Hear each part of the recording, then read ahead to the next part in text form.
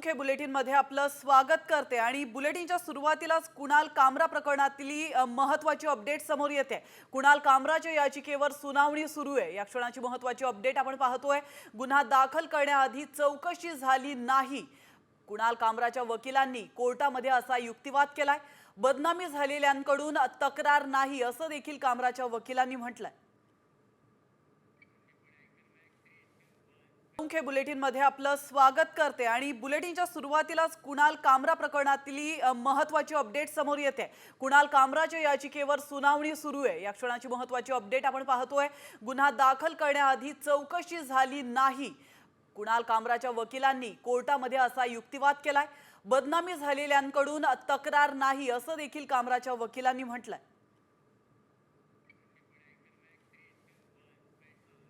या मेळाव्याचा टीझर देखील लॉन्च करण्यात आल्याचं आपण पाहिलंय। आज तुफान गर्दी दिसते। अरे नाशिक म्हटल्यावर गर्दी उसळणार। नाशिक आणि शिवसेनेचं एक नातं नाही म्हटलं की आहे आणि ते राहणारच। कमळाबाई म्हणजे एक ठोंग आहे, ठोंग। भारतीय जनता पक्षाला महाराष्ट्रात काय, अरे देशात कोणी ओळखत नव्हते तेव्हा आम्ही त्यांना खांदा दिला। सगळा पैशांचा खेळ। मुघलांप्रमाणे भाजपने महाराष्ट्रावर आक्रमण केलंय, तर गेंड्यांची नसेल अशी कातडी या सरकारची आहे। रावणापेक्षा भयंकर सरकार आपल्या डोक्यावर बसलंय अशी घणाघाती टीका ठाकरेंच्या युवा सेनेचे प्रमुख आदित्य ठाकरे यांनी महायुती सरकारवर केली आहे। नाशिकमध्ये आज शिवसेना ठाकरे गटाचं एक दिवसीय निर्धार शिबिर आयोजित करण्यात आलंय। या शिबिरामध्ये महाराष्ट्र कुठे चाललाय या विषयावर भाषण करताना आदित्य ठाकरे यांनी जोरदार हल्लाबोल केलाय। भाजप यांनी आक्रमण केलंय आपल्या महाराष्ट्रावर। मोगलांनी जसं केलं होतं, निजामांनी जसं केलं होतं, तसं भाजपने देखील आक्रमण करून जप्त केलेला हा महाराष्ट्र आहे, हडप केलेला महाराष्ट्र आहे, ढापलेला हा महाराष्ट्र आहे। आम्ही ढापू त्यांना देणार नाही। जो कोणी ह्या राज्यावर चालून येईल, आमच्या स्वराज्यावर चालून येईल त्याला ह्या मातीमध्ये असाच गडला जाईल, हे प्रतीक आहे। आणि याच कार्यक्रमामध्ये घटना देखील घडली आहे। नाशकामध्ये ठाकरे गटाच्या मेळाव्याचा स्टेज खचलाय। आदित्य ठाकरेंच्या स्वागतासाठी कार्यकर्त्यांनी मोठी गर्दी केली होती। स्टेजवर कार्यकर्त्यांनी एकाच वेळी गर्दी केल्याने हा स्टेज खचलाय। सर्व सन्मान संपन्न झाले आहेत। सर्वांनी मंचावरून खाली सर्व सन्मान संपन्न झाले आहेत। सर्वांनी मंचावरून खाली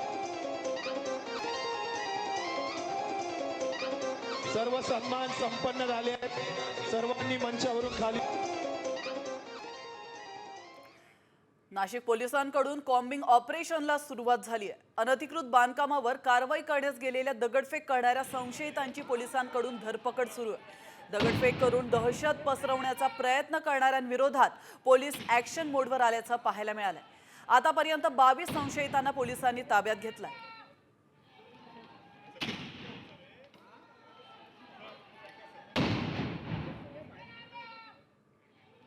तर आपण पाहू शकतो नाशिकमध्ये पोलिसांकडून कॉम्बिंग ऑपरेशन राबवण्यात आलेलं आहे। अनधिकृत बांधकामांवर कारवाई करण्यासाठी गेलेल्या पोलिसांवर दगडफेक करण्यात आली होती आणि दगडफेक करणाऱ्या या संशयितांची पोलिसांनी धरपकड सुरू केली आहे।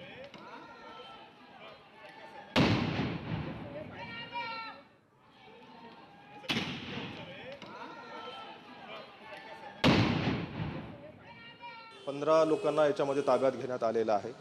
57 मोटरसायकल ज्या संशयिताच्या आहेत त्या देखील ताब्यात घेण्यात आलेल्या आहे। सध्या परिस्थिती पूर्णपणे शांत आहे। यामध्ये 21 पोलीस अधिकारी व अंमलदार यांना किरकोळ दगडाचा मार लागलेला आहे। सध्या परिस्थिती पूर्णपणे शांत आहे। आणि पुढची बातमी देखील नाशिकमधूनच आहे। नाशिकच्या काठेगल्ली परिसरातील अनधिकृत बांधकामावर आज कारवाई करण्यात आली आहे। महानगरपालिकेने या संदर्भात म्हणणं मांडण्यासाठी मुदत दिली होती। त्यानंतर आज अनधिकृत बांधकामाचं तोडकाम करण्यात आलं। कायदा सुव्यवस्थेचा प्रश्न निर्माण होऊ नये याची खबरदारी पोलिसांकडून घेण्यात येते।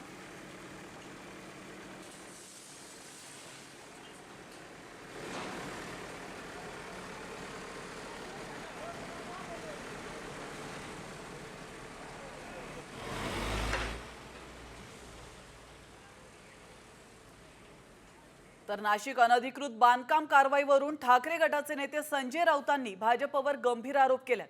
आमच्या शिबिरात अडथळे घालण्याचे प्रयत्न सुरू आहेत. शिबिरावरचं लक्ष हटवण्यासाठी ही बुलडोझर कारवाई होते असा आरोप राऊतांनी केला.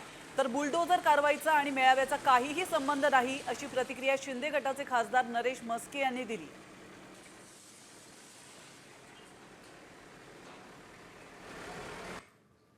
ज्याच्या हातात सत्ता आहे आणि ते आम्हाला घाबरतात. अजूनही शिवसेनेची दहशत आहे, भीती आहे. आज सुद्धा मला सांगितलं की दर्गे हटाव मोहीम सुरू केली आज या शहरामध्ये. दर्ग्यांवरती बुलडोझर फिरवणार. आजचाच दिवस निवडला, गोंधळ निर्माण व्हावा. आज या शिबिरावरचं लक्ष दुसरीकडे जावं म्हणून दर्ग्यांवरती बुलडोझर टाकायचा किंवा मशिदींवरती बुलडोझर मारायचा, हे कसलं लक्ष आहे? हिम्मत असेल तर समोर येऊन लढा, आमची तैयारी है। संजय राउत क्या करेगा, आरोप करेगा? संजय राउत को मेरा यही कहना है, वो जो मस्जिद, जो दरगाह, जो तोड़क कार्रवाई उसके ऊपर हो गई है, उसको आपका पाटिंबा है कि आपका विरोध है, ये जाहिर करो। ये आगे उल्टा सुल्टा बातें मत करो। आपका विरोध है तो जाहिर करो, हमारा विरोध है। उल्टा सुल्टा घुमा घुमा के क्यों बात कर रहे हैं? सीधा बोलो। आणि आता बातमी आहे संभाजी भिडें संदर्भातली. संभाजी भिडेंवर सोमवारी कुत्र्याने हल्ला केला होता. मात्र यावरूनच आता अजित पवारांच्या आमदारांनी भिडेंच्या अनुयायांना डिवचलाय. भिडेंना चावलेला कुत्रा वाघ्या तर नव्हता ना, असा खोचक सवाल मिटकरींनी विचारलाय. मिटकरींनी केलेल्या पोस्टवरून आता राजकारण चांगलंच तापलंय. तर मिटकरी यांनी नेमकं काय ट्विट केलं आपण पाहूया. त्यांना चावलेला कुत्रा वाघ्या तर नव्हता ना, जो कुणी असेल त्याला फाशीची शिक्षा झाली पाहिजे. खटला फास्ट ट्रॅक मध्ये चालला पाहिजे. चावतो म्हणजे काय, मुघलाई लागली आहे का, असं ट्विट, असं खोचक ट्विट खरं तर मिटकरी यांनी केलेलं आहे. आणि त्यानंतर आता भिडेंकडून काय उत्तर येते हे पाहणं महत्त्वाचं. ईडी कार्यालयाबाहेरील आंदोलनादरम्यान काँग्रेस खासदार वर्षा गायकवाड जखमी झाल्यात. महत्त्वाची अपडेट समोर येते. पोलीस गाडीमध्ये चढताना त्यांच्या डोक्याला इजा झाली आहे. त्यांना उपचारासाठी जीटी रुग्णालयामध्ये नेण्यात आलंय. तर ईडी कार्यालयाबाहेर आंदोलन करणाऱ्या काँग्रेस कार्यकर्त्यांना पोलिसांनी ताब्यात घेतलं होतं. यावेळी पोलिसांनी वर्षा गायकवाड यांना देखील ताब्यात घेतलं आणि याच दरम्यान ही दुर्घटना घडली आहे.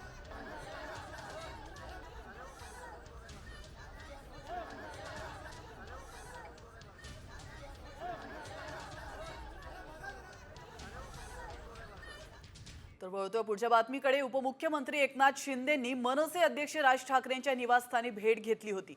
सूत्रांनी दिलेल्या माहितीनुसार या भेटीमध्ये विधानसभा निवडणुकीत दादर आणि माहीम मतदारसंघाबाबत झालेली चूक पुन्हा नको यावर चर्चा झाल्याची माहिती आहे. स्थानिक स्वराज्य निवडणुकांमध्ये शिवसेना आणि मनसे युती होण्याची चिन्ह स्पष्ट दिसतात.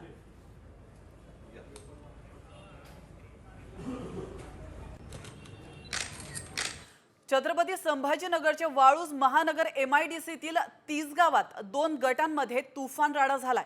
जुन्या भांडणाच्या कारणावरून रागाने बघितल्याने हा राडा झालाय. यामध्ये योगेश कासुरे याला तलवारीने जीवे मारण्याचा प्रयत्न देखील करण्यात आला. या प्रकरणी 10 जणांवर वाळूज MIDC पोलीस ठाण्यामध्ये गुन्हा दाखल करण्यात आला.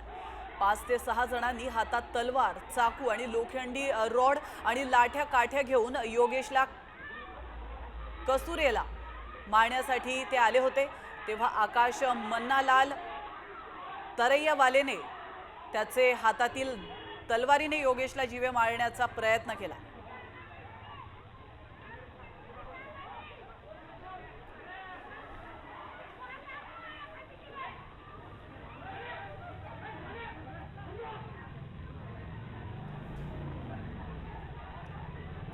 आणि आता बातमी आहे पुण्यामधून. पुण्यामध्ये धारदार कोयत्यानं टोळक्याकडून वाहनांची तोडफोड करण्यात आली आहे. कोंडव्यामध्ये कोयताधारी युवकांकडून वाहनांची तोडफोड करण्यात आल्याचं आपण या CCTV दृश्यांच्या माध्यमातून पाहू शकतो. तोडफोडीमध्ये वाहनांचं मोठ्या प्रमाणात नुकसान झालंय. तोडफोडीचा घटना ही CCTV मध्ये कैद झाली आहे. कोंडवा परिसरातील लक्ष्मीनगरमध्ये रविवारी पहाटेच्या सुमारास अज्ञात कोयताधारी टोळीने अक्षरशः धुमाकूळ माजवला. टोळक्याने हातात कोयते आणि हत्यारे घेऊन परिसरातील वाहनांची तोडफोड केली आहे. आणि या घटनेत 9 दुचाकी, 2 रिक्षा आणि 1 चारचाकी वाहनाचं मोठ्या प्रमाणात नुकसान झालंय.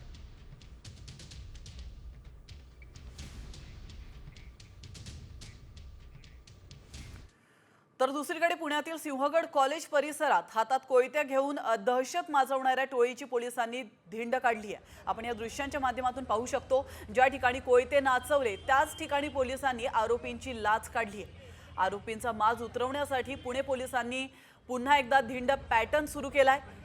तर सिंहगड कॉलेजसह भारती विद्यापीठ पोलीस स्टेशनच्या हद्दीत दहशत माजवणाऱ्या 6 आरोपींना पोलिसांनी बेड्या ठोकल्यात आणि पोलिसांनी आरोपींना गुडघ्यावर आणत आरोपींचा माज उतरवला। आरोपींनी काही ठिकाणी गाड्यांची तोडफोड केली होती आणि त्यानंतर आता पोलिसांनी त्यांचा चांगलाच माज उतरवला।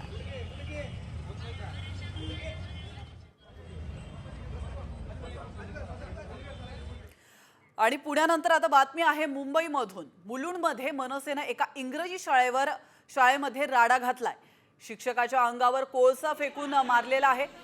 शाळेतल्या शिक्षकानंच महिला शिक्षिकेला रात्री कॉल केले, त्याचप्रमाणे शाळेतील मुलीची देखील छेडछाड केली आणि त्यांच्याकडून मोबाईल नंबर मागितल्या प्रकरणी मनसे आक्रमक झाली आहे।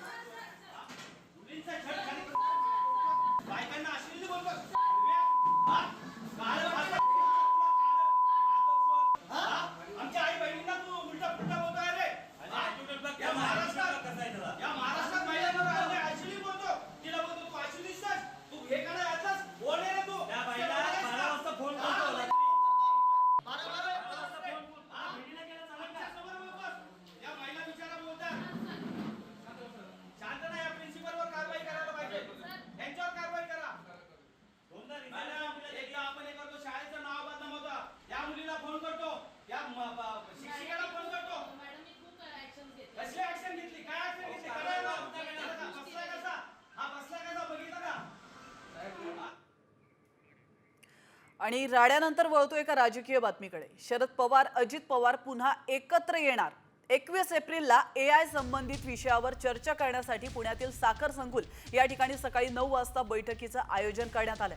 मागील 10 दिवसांमध्ये अजित पवार शरद पवार हे तिसऱ्यांदा एकत्र येणार आहेत। याआधी साताऱ्यामध्ये रयत संस्थेच्या बैठकीमध्ये तर त्यापूर्वी पार्थ पवार यांच्या साखरपुड्याच्या निमित्ताने ते एकत्र आले होते।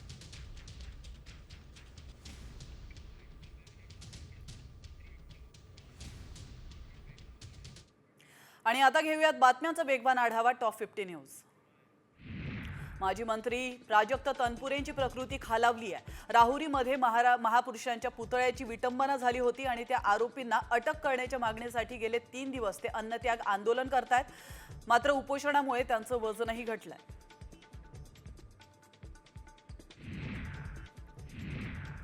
अजित पवारांनी आमदारांना पक्षवाढीकडे लक्ष द्या अशा सूचना केल्या आहेत। तर काल रात्री राष्ट्रवादी काँग्रेस अजित पवार गटाची बैठक झाली। त्यात अजित पवारांनी पक्षाच्या सदस्य नोंदणी अभियानाचा आढावा घेतलाय। त्यात त्यांनी पक्षांसोबत अधिकाधिक लोकांना जोडून घेण्यासाठी प्रयत्न करावा असं सांगितलंय। कमळाबाई नावावरून ठाकरे गटाचे खासदार संजय राऊतांनी भाजपला डिवचलंय। भाजपचं कमळाबाई असं बारसं बाळासाहेब ठाकरेंनीच केलं होतं, त्यामुळे कोणाला त्रास होण्याचा काहीही संबंध नाही असं म्हणत राऊतांनी भाजपवर टीकेचे बाण सोडलेत। रायगडमध्ये शेतकरी कामगार पक्षाला सर्वात मोठा धक्का बसलाय। तर जयंत पाटलांचे भाऊ आणि माजी आमदार पंडित पाटील यांचा आज भाजपमध्ये प्रवेश झालेला आहे। त्याचप्रमाणे माजी मंत्री मीनाक्षी पाटील यांचा मुलगा आस्वाद पाटील देखील भाजपवासीय झालाय। तर रवींद्र चव्हाणांची रायगडमध्ये ही मोठी खेळी मानली जाते। राष्ट्रवादी शरदचंद्र पवार पक्षाचे नेते समरजित सिंग घाटगे ठाकरे गटामध्ये प्रवेश करण्याची शक्यता आहे। शिवसेना उपनेते संजय पवारांनी या संदर्भात साम टीव्हीशी बोलताना संकेत दिलेत। समरजित घाटगेंना शिवसेना उद्धव बाळासाहेब ठाकरे पक्षामध्ये घेण्यासाठी प्रयत्न करू असं देखील त्यांनी म्हटलंय। मंत्रालयात प्रवेशासाठी प्रचंड गर्दी झाली आहे। मंत्रालय प्रवेशासाठी डीजी प्रवेश ॲपवर नोंदणी करण्यात येते। प्रवेश खिडकी बंद असल्यानं गर्दी झाली आहे। तर डीजी प्रवेश अनाउन्समेंट होते, मात्र खिडकी योजना बंद आहे। नगराध्यक्षांना पदावरून हटवण्याचे अधिकार नगरसेवकांना देण्याचा महत्त्वाचा निर्णय राज्य मंत्रिमंडळाने घेतला। राज्यातील 105 नगर परिषदा, नगरपंचायती आणि औद्योगिक नगरीसाठी हा निर्णय लागू करण्यात येणार आहे। तर यासाठी नगरसेवकांच्या संख्येपैकी 2/3 नगरसेवकांच्या सह्यांचा प्रस्ताव जिल्हाधिकाऱ्यांना पाठवावा लागणार आहे। मुंबई उच्च न्यायालयाने उसाच्या FRPचे तुकडे करणारा राज्य सरकारचा आदेश फेटाळून लावला होता। याची तब्बल 1 महिन्याने दखल घेण्यात आली आहे। सहकार विभागाने 21 फेब्रुवारी 2022 चा आदेश रद्द करण्यात येत असल्याचा शासन निर्णय काढलाय। त्यामुळे कारखान्यांचा हिशेबाबाबतचा संभ्रम संपला असून एक रकमी FRPची कार्यवाही तातडीने करावी लागणार।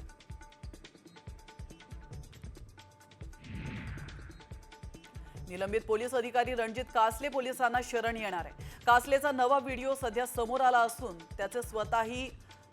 त्याने स्वतः ही माहिती दिलेली आहे। कराडच्या एन्काउंटरची ऑफर असल्याचा दावा कासलेनं केला होता आणि त्यानंतर तो फरार झाला होता।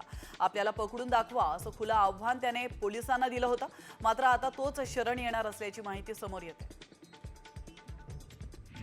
हिंगोलीच्या PDCC बँकेमध्ये पीक विम्याची रक्कम काढण्यासाठी आलेल्या शेतकऱ्यांनी बँकेमध्ये राडा केलाय। या प्रकरणी बँक व्यवस्थापनाच्या तक्रारीवरून शासकीय कामामध्ये अडथळा आणल्याप्रकरणी गुन्हा दाखल करण्यात आला।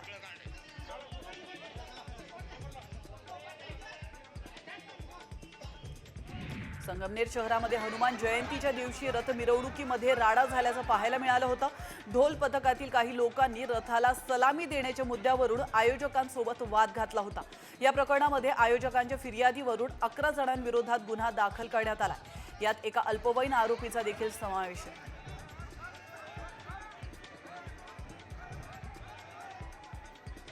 पालघरमध्ये सर्पमित्राने जीवघेणा स्टंट केलाय। सर्पमित्राने पकडलेल्या अजगराची शेपटी ही थेट चिमुकल्याच्या हाती देऊन स्टंट केलाय। आपल्यासोबत चिमुकल्याचा जीव धोक्यात टाकणाऱ्या सर्पमित्रावर कारवाईची मागणी होते।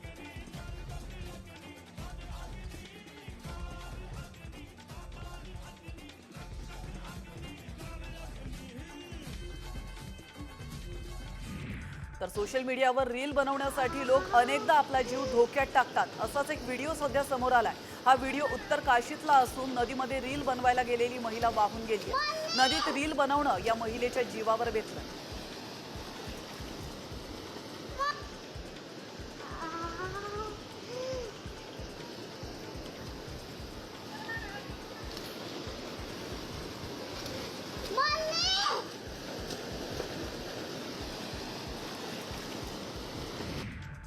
मिरजच्या एका अपार्टमेंटमध्ये लिफ्ट अचानक बंद पडली आणि वृद्ध दाम्पत्य नातवासह 40 मिनिटं लिफ्टमध्येच अडकलं होतं। 5व्या मजल्यावरून लिफ्ट खाली येत असताना ती बंद पडली। आरडाओरडा केल्यानंतर इमारतीतील शेजाऱ्यांनी तात्काळ मदतीला धाव घेतली आणि अखेर त्यांना सुखरूप बाहेर काढले।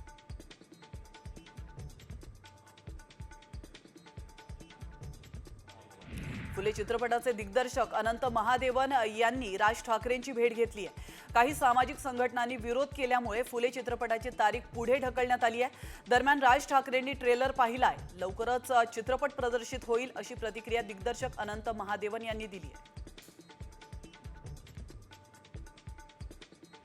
औरंगजेबाच्या कबरीचा वाद सुरू आहे, ज्यात कबर हटवण्याची मागणी जोर धरू लागली आहे। अशातच आता रॉयल मुघल फॅमिलीने औरंगजेबाच्या याच कबरीसाठी युनायटेड नेशनकडे धाव घेतली आहे। औरंगजेबाच्या कबरीला राष्ट्रीय आणि आंतरराष्ट्रीय कायद्यानुसार पूर्ण कायदेशीर संरक्षण मिळावं अशी मागणी royal Mughal family prince Yakub Habibuddin तुसी यांनी केली आहे। पुण्यातील तनिषा भिसे मृत्यू प्रकरणी ससूनच्या तज्ञ समितीचा निष्कर्षाचा अहवाल अलंकार पोलिसांकडे सादर करण्यात आलाय। काल ससून रुग्णालयामध्ये तज्ञ समितीची बैठक पार पडली आहे। या बैठकीमध्ये तिन्ही अहवालांची तपासणी करून रात्री उशिरा अहवाल तयार करण्यात आला। नागपूरचे शिक्षक घोटाळ्याचा आरोपी शिक्षक उपसंचालक उल्हास नरडेच हा नवनवे प्रताप समोर आलेले आहेत। चौकशी समितीचा फास रचून स्वतः निर्दोष असल्याचा नरड याने बनाव केला होता, कारण या चौकशी समितीचा अध्यक्ष स्वतः उल्हास नरड होता। घोटाळा प्रकरण अंगलट येणार म्हणून नरडने स्वतः सायबर सेलकडे तक्रार देखील केली होती। नागपूर विभागातील शिक्षण घोटाळ्याच्या चौकशीचे उच्चस्तरीय आदेश देण्यात आले। शिक्षण आयुक्त सचिंद्र प्रताप सिंग यांनी या प्रकरणामध्ये उच्चस्तरीय चौकशीचे आदेश दिलेत। शिक्षण संचालक डॉक्टर महेश पालकरांच्या नेतृत्वात एका पथकाने चौकशी सुरू देखील केल्याचं समजतंय। नागपुरातील 5,000 पेक्षा जास्त प्राथमिक शिक्षकांचे मार्च महिन्याचं वेतन निघू शकलेलं नाहीये, तर जिल्ह्यामध्ये 580 बोगस प्राथमिक शिक्षकांची भरती होऊन सरकारी तिजोरीला कोट्यवधींचा चुना लावल्याचं प्रकरण सध्या गाजतंय। घोटाळा प्रकरणाच्या भ्रष्ट अधिकाऱ्यांमुळे निर्दोष प्राथमिक शिक्षकही मार्च महिन्याच्या वेतनापासून अद्याप वंचित असल्याची माहिती समोर येते।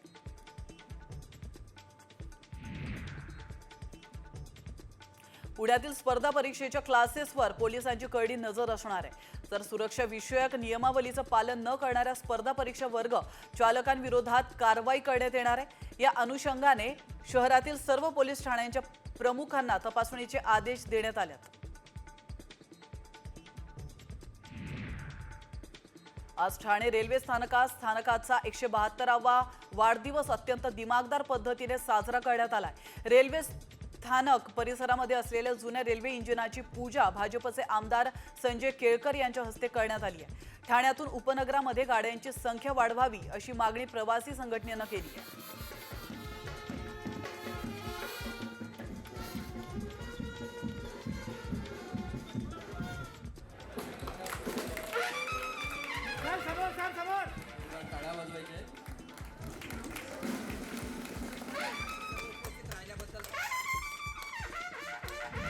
जळगाव विमानतळावरून आता गोवा, पुणे, हैदराबाद, मुंबई आणि अहमदाबाद या ठिकाणी विमानसेवा सुरू करण्यात आली आहे। या विमानसेवेला प्रवाशांचा चांगलाच प्रतिसाद मिळत असून सर्वाधिक प्रवासी गोवा आणि पुण्याला जात आहेत। प्रवासी संख्येमध्ये होणारी वाढ पाहता विमानतळाचा विस्तार होणार आहे।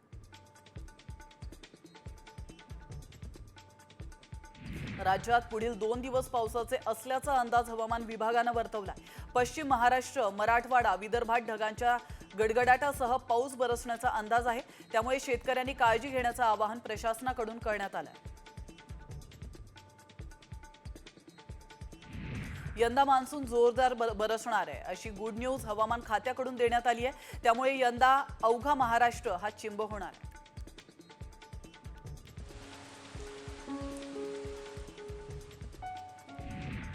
नांदेडच्या भोकर तालुक्यामध्ये भीषण पाणी टंचाई निर्माण झाली आहे। गावात एकच बोरवेल असून पाणी भरण्यासाठी गर्दी होते। विशेष म्हणजे गारगोटवाडी हे गाव खासदार अशोक चव्हाणांच्या कन्या आमदार श्रीजया चव्हाण यांचं मतदारसंघ आहे, तरी देखील या ठिकाणी लोकांना अनेक समस्यांना सामोरं जावं लागतंय।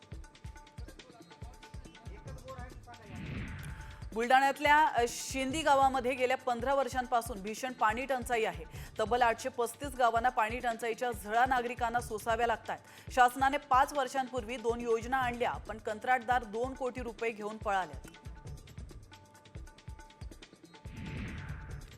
1.5 महिन्यातच उजनी धरणातील 2 TMC पाणी बाष्पीभवनामुळे कमी झाल्याची माहिती समोर आली आहे। 29 डिसेंबरपर्यंत धरण 100% भरलं होतं।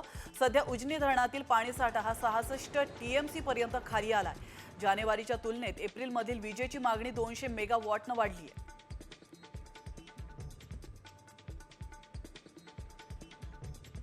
नाशिकच्या येवला शहरामध्ये पाणी पुरवठा करणाऱ्या गंगासागर तलावातील पाणीसाठा कमी झालाय। यामुळे नगरपालिका प्रशासनाला शहराच्या पाणी पुरवठ्यामध्ये कपात करावी लागली आहे।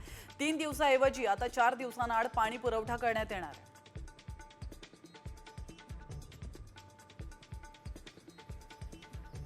वाशिम जिल्ह्यात पाणी टंचाईचं संकट दिवसेंदिवस वाढत चाललंय। एप्रिल महिन्यातच 45 गावांना पाण्यासाठी संघर्ष करावा लागतोय। यासाठी प्रशासनाकडून सध्या 43 ठिकाणी विहिरी अधिग्रहण करण्यात आलेले आहेत, तर 2 गावांमध्ये टँकरच्या माध्यमातून पाणी पुरवठा सुरू करण्यात आला आहे।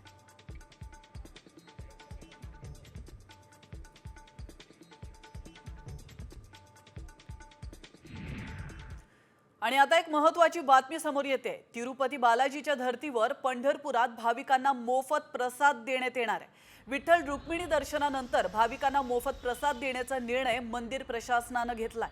योग्य त्या परवानग्या घेऊन आषाढी वारीपासून निर्णयाची अंमलबजावणी करण्यात येणार असल्याची माहिती समोर येते।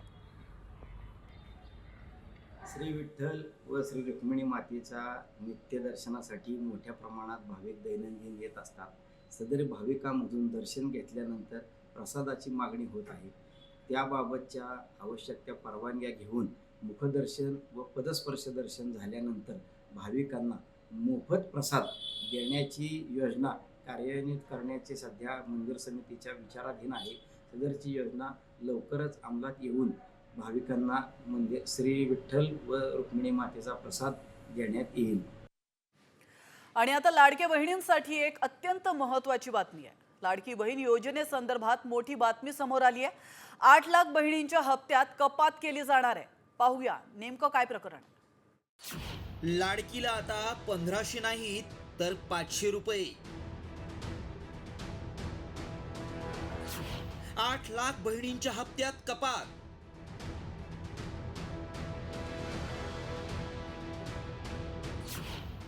यादीत तुमचंही नाव.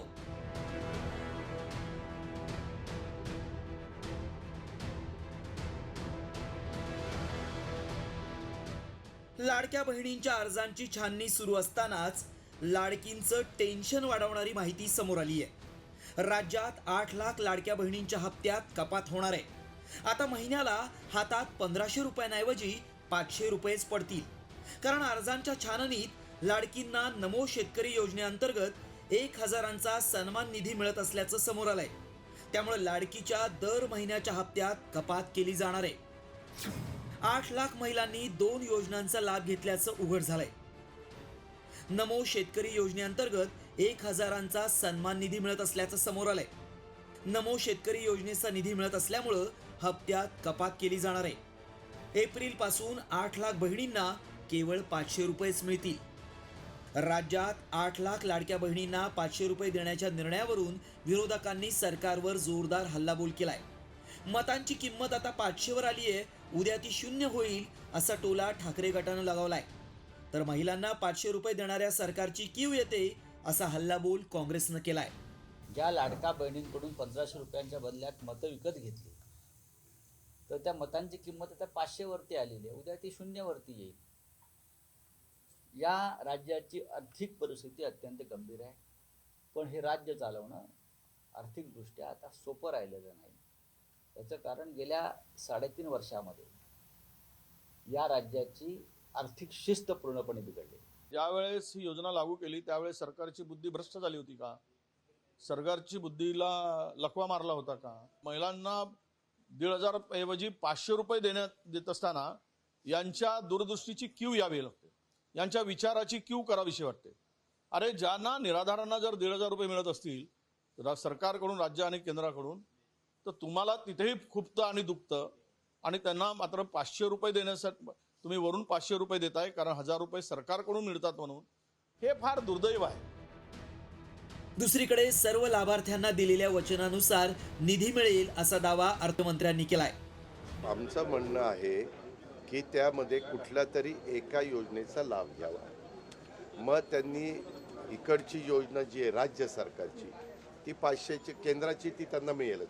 केंद्राच्या योजनेचा आणि राज्य सरकारचा अर्थार्थी काही संबंध नाही, कारण मोदी साहेबांनी ती देशातल्या शेतकऱ्यांना दिलेली योजना आहे. जर असं काही असेल तर ही 500 रुपयाची योजना ती न घेता 1500 रुपयाचा फायदा म्हणजे लाभ घ्यावा. कुठला लाभ निवडायचा ते ऐच्छिक आपण आमच्या लाडक्या बहिणींवर सोपवलेलं आहे. महायुती सरकार सत्तेवर आल्यानंतर लाडक्या बहिणींच्या अर्जांची काटेकोरपणे पडताळणी केली जातीये.